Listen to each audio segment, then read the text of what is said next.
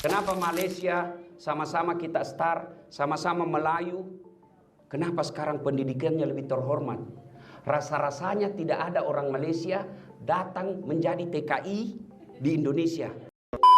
Bodoh amat, orang Indonesia pengen kayak gini terus kok. Please jangan diusik budaya korupsi kami. Di Indo lagi sibuk bagi-bagi jabatan sama meras rakyat. Di sini satu keluarga maju semua.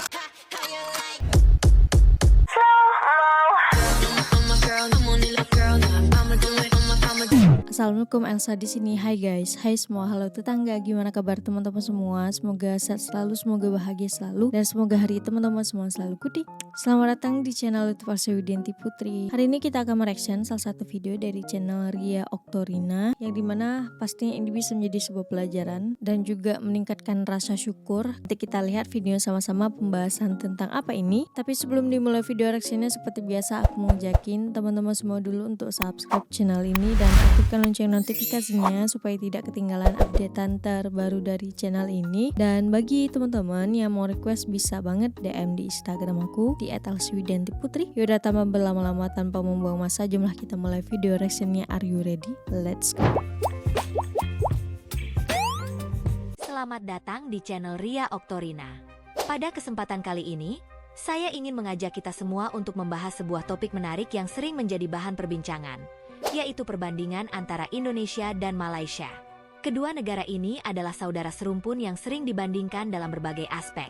Bukan Mulai banding dari sih budaya hingga sebenarnya, ekonomi. menjadi sebuah pembelajaran sih lebih tepatnya ya. Pendapatan A, pendapatan B. Kenapa sih pendapatan A lebih tinggi daripada pendapatan B? Kira-kira faktornya apa, aspeknya apa? Nah, itu diulas, diceritahu kenapa bisa terjadi sebuah perbedaan. Nah, bagi aku itu bisa menjadi sebuah pelajaran. Pembanding ini sebenarnya menurut aku itu juga bisa menjadi sebuah pembelajaran kalau orang mau untuk berkembang gitu. Kalau nggak mau berkembang ya pembanding itu akan menjadi sebuah hal yang negatif aja gitu. Tapi bagi orang yang membandingkan A dengan B, tetapi itu bisa menjadi sebuah pembelajaran untuk dia gitu, negara pembanding, itu baik gitu. Tapi kalau pembandingnya itu ngerasa kayak lawan ya, itu akan menjadi negatif sampai kapanpun gitu guys. Menurut aku gitu ya.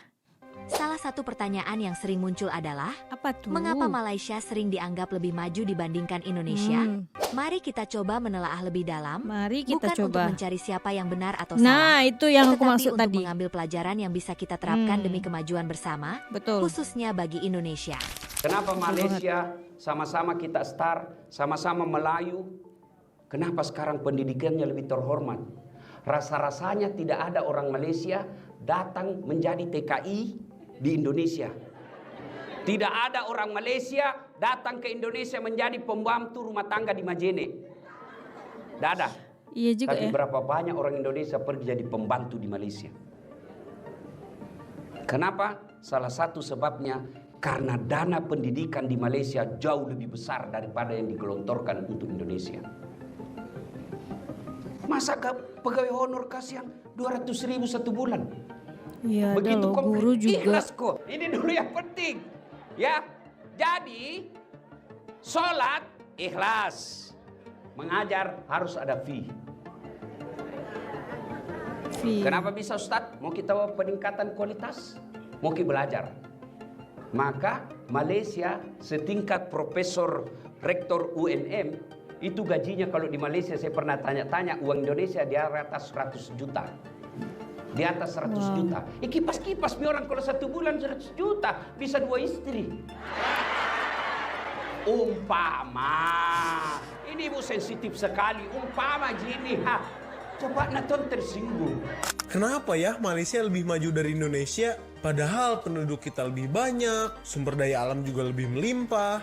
Aduh, kok bisa ya? Ternyata salah satu faktornya karena Malaysia merupakan bekas koloni Inggris, guys. Inggris lebih memperhatikan pembangunan infrastruktur dan pendidikan di koloninya, guys. Beda banget tuh sama Belanda yang diskriminatif terhadap koloninya, guys, khususnya di Indonesia. Pribumi yang bisa sekolah dan bisa bahasa Belanda itu cuma dari kalangan bangsawan dan priai. Rakyat jelata mah boro-boro. Sedangkan kalau di Malaysia itu merata guys, tanpa memandang kasta. Semua bisa belajar bahasa Inggris dan dapat pendidikan. Yang bikin SDM Malaysia lebih baik guys. Melaju 20 tahun lebih cepat dari Indonesia, Malaysia akan deklarasikan sebagai negara maju 2025. Seriusan kita kalah maju sama Malaysia? Apakah karena di sana ada Upin Ipin? Bukan nih. Itu sama CNBC dan kata-data. Ternyata kalau mau jadi negara maju, ada beberapa syarat yang harus dipenuhi. Yang pertama, pendapatan per kapita tinggi, angka pengangguran rendah, tingkat ekspor yang tinggi, pendidikan berkualitas, keamanan dan kesehatan masyarakat, dan infrastruktur yang maju. Sekarang pertanyaannya, Kepercayaan investor juga. dipenuhin sama Malaysia belum? Sebenarnya sih belum terpenuhi semua, walaupun progresnya udah bagus banget. Pendapatan per kapita mereka tinggi, pendidikan juga bagus. Intinya di tahun 2025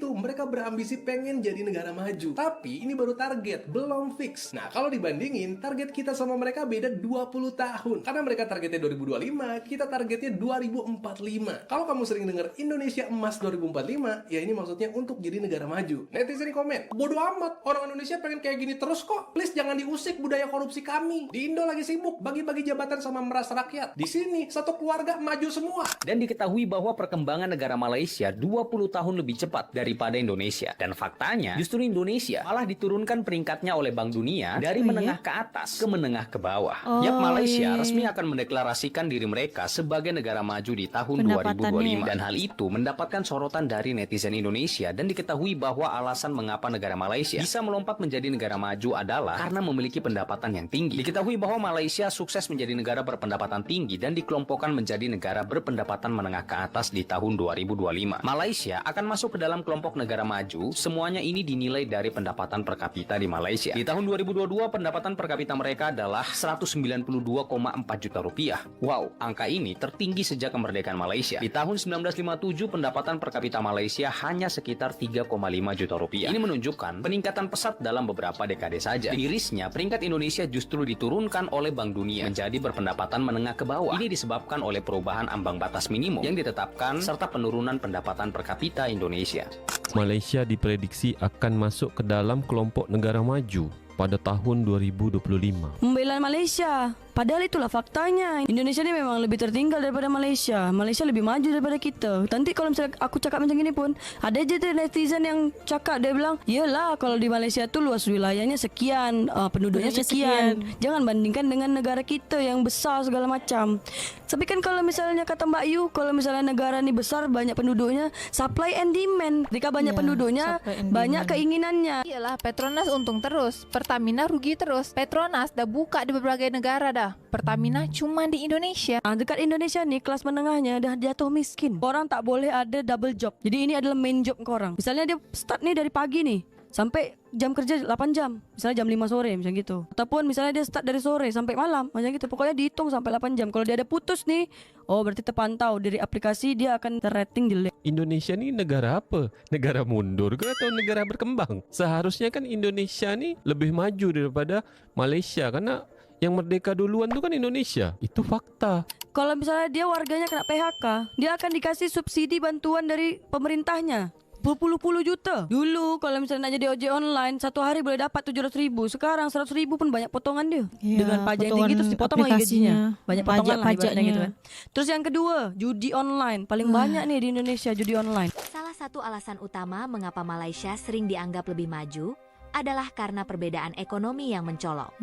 Jika kita melihat dari segi pendapatan per kapita, Malaysia saat ini unggul jauh dibandingkan Indonesia. Pada tahun 2023, Malaysia mencatat produk domestik bruto (PDB) per kapita sebesar 11.648 dolar Amerika Serikat, sementara Indonesia berada di kisaran 4.940 dolar Amerika Serikat. Perbedaan ini tentu tidak bisa diabaikan karena mencerminkan kondisi ekonomi yang lebih kuat di Malaysia. Namun, perlu diingat bahwa ini adalah potret saat ini, bukan penentu masa depan.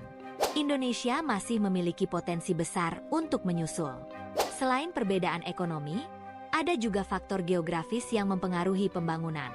Malaysia, dengan wilayah yang lebih kompak dan sederhana, memiliki tantangan infrastruktur yang relatif lebih mudah diatasi. Pembangunan infrastruktur di Malaysia dapat dilakukan lebih cepat dan merata karena wilayah daratannya lebih mudah diakses. Sebaliknya, Indonesia yang terdiri dari lebih dari 17.000 pulau menghadapi tantangan geografis yang jauh lebih kompleks. Pembangunan infrastruktur di Indonesia membutuhkan usaha yang lebih besar dan biaya yang lebih tinggi. Karena harus menghubungkan pulau-pulau yang tersebar luas dengan berbagai kondisi alam yang berbeda-beda. Tidak hanya itu, keragaman etnis dan budaya di Indonesia juga menjadi tantangan tersendiri.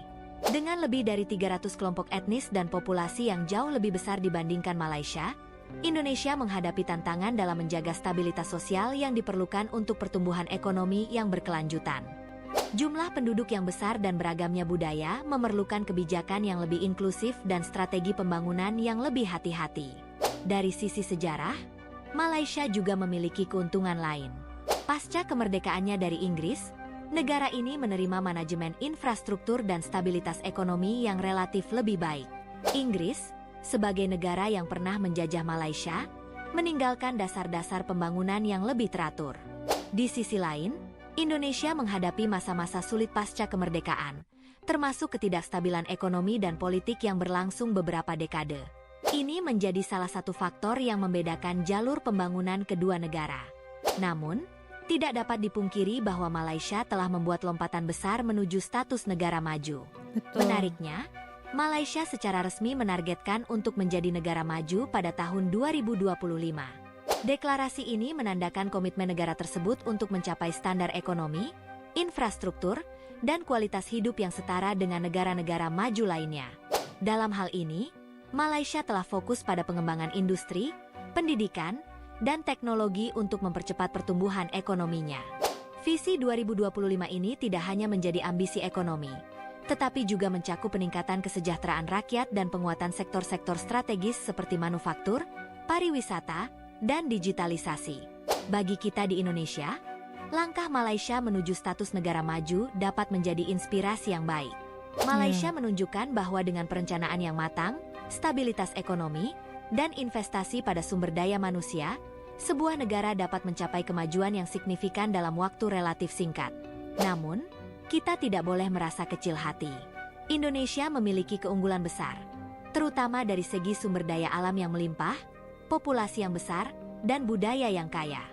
Visi Indonesia Emas 2045, yang ditetapkan sebagai tonggak penting menuju Indonesia sebagai negara maju, menunjukkan bahwa kita juga memiliki peluang besar untuk menjadi negara yang kuat dan berdaulat, Amin. dengan ekonomi yang Semoga tangguh ya, dan masyarakat yang sejahtera. Pada akhirnya, pemerintahan sekarang semoga memang bisa terwujud keinginan rakyat Indonesia bisa menjadi negara emas tahun 2045 gitu. Berharapnya dengan pemerintahan yang terpilih sekarang juga ada perubahan yang signifikan, yang ibaratnya lebih baik lah dari masa jabatan presiden sebelumnya. Minta doanya. ingat bahwa perbandingan antara Indonesia dan Malaysia bukanlah tentang siapa yang lebih baik atau siapa yang lebih maju. Betul. Sebaliknya, ini adalah kesempatan bagi kita untuk belajar dari satu sama lain. Setiap negara memiliki tantangannya masing-masing, dan apa yang telah dicapai oleh Malaysia dapat menjadi pelajaran yang berharga bagi Indonesia. Betul, setuju Kita harus banget. saling mendukung sebagai saudara serumpun, dan berusaha menerapkan praktik-praktik terbaik untuk kemajuan bangsa kita sendiri. Sebagai penutup, mari kita jadikan diskusi ini sebagai sarana pembelajaran dan refleksi. Tidak ada gunanya berdebat atau bertengkar tentang siapa yang lebih baik. Yang terpenting adalah bagaimana kita bisa terus belajar, memperbaiki diri, dan bekerja sama demi masa depan yang lebih cerah bagi Adminnya Indonesia. keren. Saya yakin, dengan kerja keras, visi yang jelas, dan semangat kebersamaan, Visi jelas, Indonesia kerja bisa keras, mencapai cita-citanya untuk menjadi negara maju dan Jujur, sejahtera di masa depan. Terima terbuka. kasih sudah menyimak. Saya Ria Oktorina, sampai jumpa di video berikutnya. Pemerintahan dan rakyatnya kompak, terus keterbukaan yang jelas, keuangannya masuk kemana, apa digunakan keuangan itu, pasti akan bisa Indonesia lebih maju gitu. Kalau semua terbuka, semua transparansi gitu, nggak ada yang ditutup-tutupi gitu kan, insya Allah bisalah Indonesia lebih baik dari sebelumnya. Aku berharapnya ini bisa menjadi sebuah pembelajaran seperti yang dikatakan sama adminnya. Kalau pembanding ini sebenarnya bukan untuk yang membandingkan bagaimana, tapi ini pembandingan yang dijadikan sebuah pembelajaran untuk bisa sama-sama belajar satu sama lain. Jadi Indonesia bisa belajar dari Malaysia, Malaysia bisa belajar dari Indonesia gitu. Tidak ada gunanya untuk meributkan hal-hal yang tidak penting. Yang penting adalah kita bisa sama-sama belajar, bisa sama-sama saling mencontoh. Yang baik ditiru, yang baik diambil dijadikan pelajaran, yang buruk itu dibuang. Betul. Untuk video kali ini cukup sekian. Bagi teman-teman yang suka sama video ini, jangan lupa untuk like, komen, dan subscribe. Dan kita ketemu di next video. Bye-bye. Assalamualaikum.